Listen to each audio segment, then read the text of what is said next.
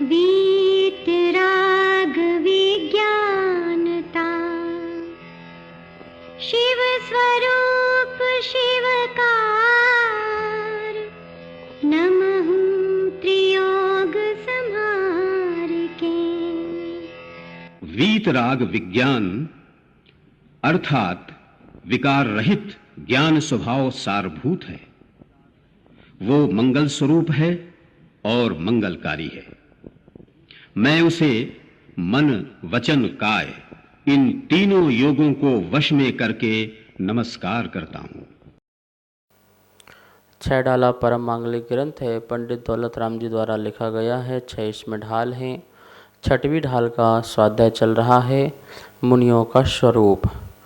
कल हमने देखा था कि 8 कर्मों को नष्ट करके 8 गुणों की जो प्राप्ति है वह सिद्ध परमात्मा प्राप्त करते हैं। क्या हम सिद्ध नहीं बन सकते हैं? क्या हम में ये सिद्धों में अंतर है? क्या उनके अंदर गुण हैं, क्या हमारे अंदर नहीं हैं? नहीं, हमारे अंदर भी वही गुण हैं, लेकिन हम कर्मों का जब तक अभाव नहीं करेंगे तब तक वो प्रकट नहीं होंगे। अपनी आत्मा को रत्नात्रय से सजाओ, 16 कण भावना आदि भाव, और पुरुषार्थ करो, आत्म पुरुषार्थ करो। नियम से हमारे अंदर भी जो हैं ये 8 गुण प्रकट हो जाएंगे। 10 धर्मों को अपने अंदर उतारने से, 10 धर्मों में जीवन जीने से हमारे कर्म जर्जरित हो जाते हैं और फिर हमें ऐसे 8 गुणों की प्राप्ति हो जाती है। आज जो मोक्ष है या सिद्ध दशा है या मोक्ष की दशा है वो कैसी है यह समझना है, मतलब मोक्ष दशा का वर्णन। आइए, 13 नंबर का छंद है, इसका पहले उच्चारण करते हैं। उमगर की आवाज़ में इसको पहले सुनते हैं। निज माहि लोक आलोक गुण पर्याय प्रतिबिंबित भय, रही है अनंतानंत काल तथा यथा शिव परिणय। धन धन्य है जे जीवन भव पाए, यह कारज किया तिन्हि अनादि भ्रमण पंच प्रकार तजीवर सुख लिया। बहुत सुंदर छंद है, मोक्ष दशा का वर्णन। क्योंकि अधिकांश लोग पूछते हैं कि हम मोक्ष में करेंगे क्या, यहाँ पर तो खाना पीना रहना सब मिलता है, मोक्ष में तो ये सब मिलेगा नहीं, तो पर हम जिएंगे कैसे, रहेंगे कैसे? ये ध्यान रखना, जब तक हमारे पास शरीर होता है तब तक ही हमें जो है बाह्य वस्तुओं की आवश्यकता पड़ती है। जब शरीर ही नहीं रहता तो किसी प्रकार की बाह्य वस्तु की आवश्यकता नहीं पड़ती है। अभी भोजन चाहिए, पानी चाहिए, रहने को मकान चाहिए, ओढ़ने को वस्त्र चाहिए, आदि अनेक व्यवस्थाएं जीवन यापन के लिए चाहिए होती हैं। लेकिन मान लो ये शरीर ही न रहे, शरीर ही समाप्त हो जाए, एक प्योर आत्मा रहे, अब उसके लिए क्या चाहिए? तो उसके लिए किसी भी चीज़ की आवश्यकता नहीं पड़ती है, ठीक है ना। तो ऐसा ये मोक्ष दशा है।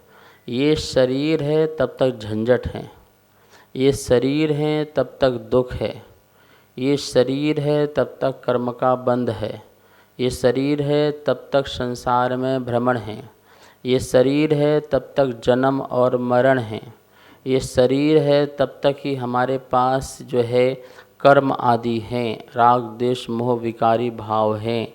जिस दिन ये शरीर हमसे विदा हो जाएगा, हम ये भी कह सकते हैं शरीर से हम विदा हो जाएंगे, अर्थात शरीर को यहीं छोड़ जाएंगे और आत्मा को हम अपनी जो है मोक्ष की ओर ले जाएंगे, सिद्ध दशा की ओर ले जाएंगे। तो फिर तब से हमारे पास कभी भी कोई दुख नहीं आएगा, कोई कष्ट नहीं आएगा। दुख तो मोह राग और द्वेष का नाम है। जब मोह राग द्वेष ही न रहे क्योंकि मोह राग द्वेष करने के जो निमित्त थे उन निमित्तों से हम हट गए। अप्पा अप्पम में रदो, आत्मा आत्मा में रत हो गया। इसलिए अब जो है आत्मा अतीन्द्रिय आनंद सुख को भोगने वाली हो गई। ठीक है ना। तो यहाँ देखते हैं छंद का एक एक शब्द कैसा है मोक्ष की दशा। निज माहि लोक आलोक गुणे पर जाए प्रतिबिंबित थये, रही हैं अनंतानंत काल यथा तथा शिव परिणय। धनी धन्य हैं जे जीव नर भव पाए, यह कारज किया तिन्हि अनादि भ्रमण पंच प्रकार तजिवर सुख लिया। शब्दकार देखिए, निज माही, निज में अर्थात उन सिद्ध भगवान की आत्मा में, लोक अलोक, लोक तथा अलोक के गुण पर जाए, जो भी गुण हैं और उनकी जो पर्याय हैं, प्रतिबिंबित थये, झलकने लगते हैं। जितने भी लोक और आलोक में द्रव्य हैं उनकी गुण और उनकी पर्याय प्रतिबिंबित होती हैं। रही हैं, निवास करेंगे, अनंतानंत काल, अनंत काल तक रहेंगे वहीं पर। यथा तथा, जैसे हैं वैसे ही। शिव परिणमे, परिणमे परिणमत हुए हैं, जैसे जिस प्रकार से परिणमत हुए हैं सुख रूप, शिव मतलब सुख रूप, वैसे ही परिणमेंगे। अर्थात शिव मतलब सुख, शिव मतलब मोक्ष, मोक्ष में वैसे ही परिणमन करेंगे। धनी धन्य हैं, धनी धन्य हैं, महान धन्यवाद के पात्र हैं, महान धन्यवाद के पात्र हैं। जे जीव, जो जीव नर भव पाए, मनुष्य भव पाकर यह कारज किया, यह सिद्ध भगवान बनने का काम किया। तिन्हि अनादि, उन्हीं जीवों ने अनादिकालीन भ्रमण करने का जो पंच प्रकार, पंच परावर्तन संसार तजकर वर सुख लिया, उत्तम सुख प्राप्त किया। यह छंद के माध्यम से सिद्ध भगवान कैसे हैं, सिद्ध भगवान कब तक वहाँ रहेंगे और धन्य हैं वे लोग जिन्होंने ऐसी सिद्ध दशा को प्राप्त किया, ये तीन बातें जो हैं यहाँ पर कही हैं। सबसे पहले इस छंद का पूरा अर्थ यहाँ पढ़ लें आप। सिद्ध भगवान के आत्मा में केवल ज्ञान द्वारा लोक और अलोक अपने अपने गुण और तीनों काल की पर्याय सहित एक साथ स्वच्छ दर्पण के समान स्पष्ट ज्ञात होते हैं। वे पूर्ण पवित्रता रूप मोक्ष दशा को प्राप्त हुए हैं तथा वह दशा वहाँ विद्यमान अन्य सिद्ध मुक्त जीवों की भांति अनंतानंत काल तक रहेगी। यह मनुष्य पर्याय प्राप्त करके जिन जीवों ने शुद्ध चैतन्य की प्राप्ति रूप कार्य किया है, वे जीव प्रशंसा के पात्र हैं और उन्होंने अनादि काल से चले आ रहे पंच परावर्तन रूप संसार के परिभ्रमण का त्याग करके उत्तम मोक्ष सुख प्राप्त किया है। यहाँ पर पंडित जी ने जो सिद्ध भगवान हैं वो कैसे हैं, तो सिद्ध भगवान ने केवलत्व को प्राप्त किया है और उनके केवल ज्ञान में ऐसा कोई वस्तु नहीं है जो दिखता ना हो, जो उनके ज्ञान में ना आए। प्रत्येक लोक और अलोक, मतलब लोक, अधोलोक, मध्यलोक, ऊर्ध्वलोक और इसके बाहर आलोक। ये लोक अलोक में अपने अपने जो द्रव्य हैं, गुण हैं और उनकी पर्याय हैं, वो बिल्कुल प्रतिबिंबित होती हैं।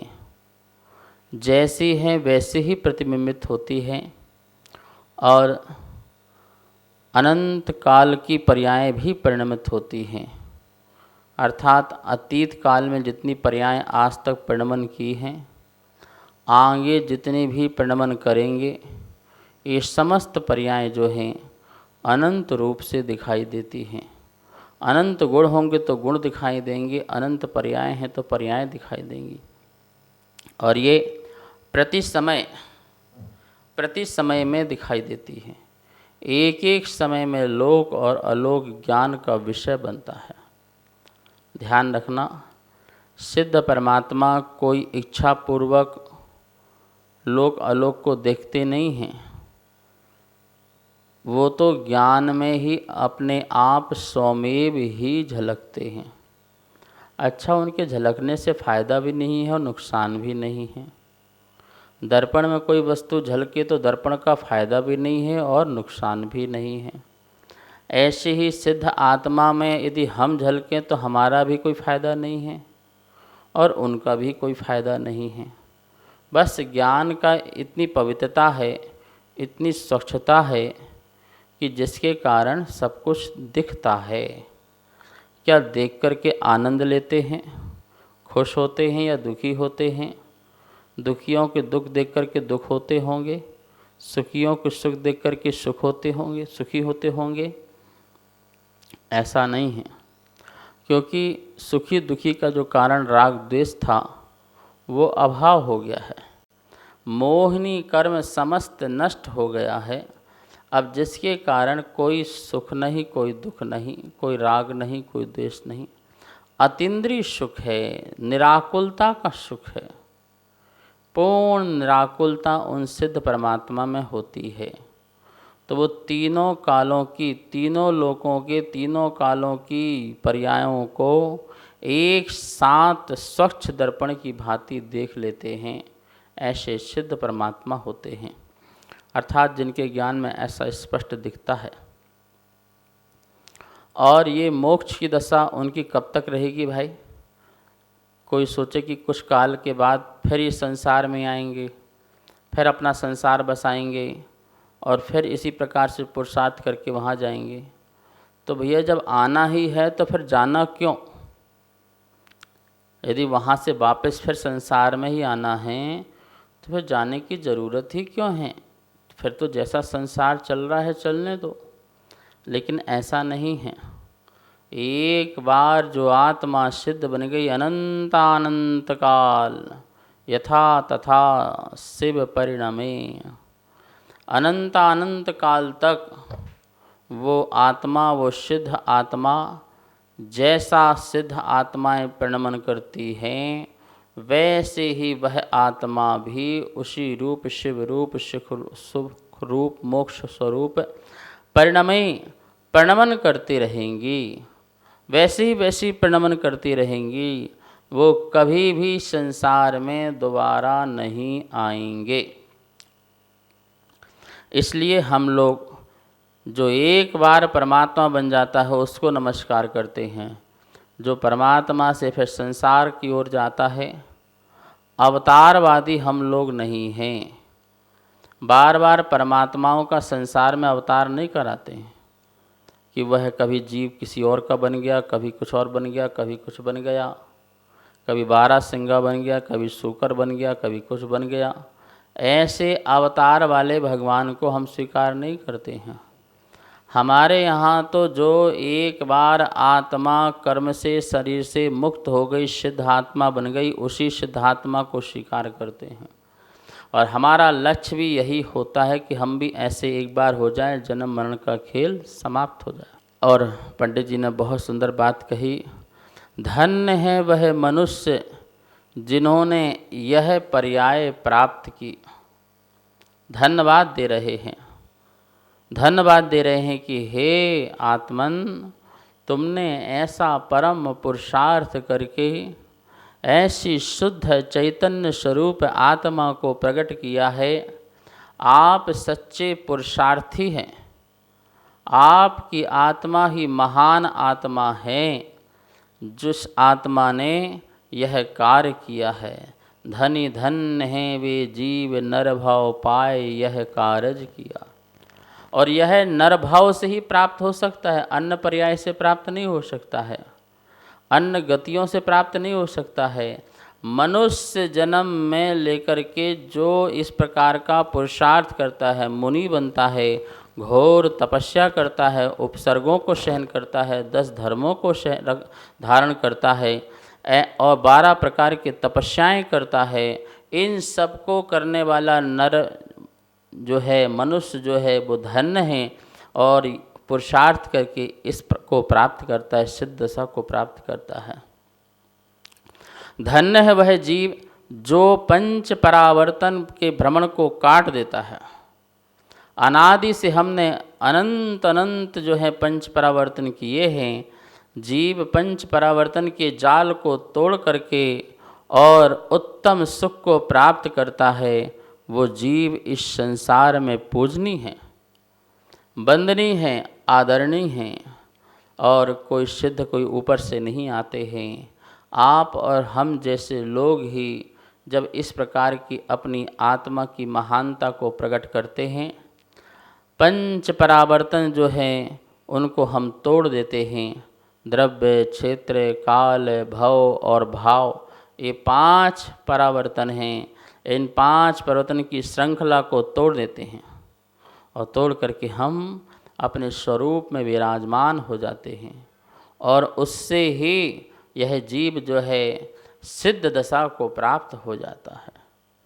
तो पंडित जी ने इस छंद के माध्यम से सिद्ध परमात्मा क्या हैं, कैसे हैं, कब तक रहेंगे और जो मनुष्य इस प्रकार का पुरुषार्थ करते हैं उनके लिए भी धन्यवाद दिया है। धन्यवाद देने से उन जीव में और भी उत्साह पैदा होगा कि भैया देखो, हमें भी अब मोक्ष मार्ग में लगना है, हमें भी अपना आत्म कल्याण करना है, आत्म उद्धार करना है।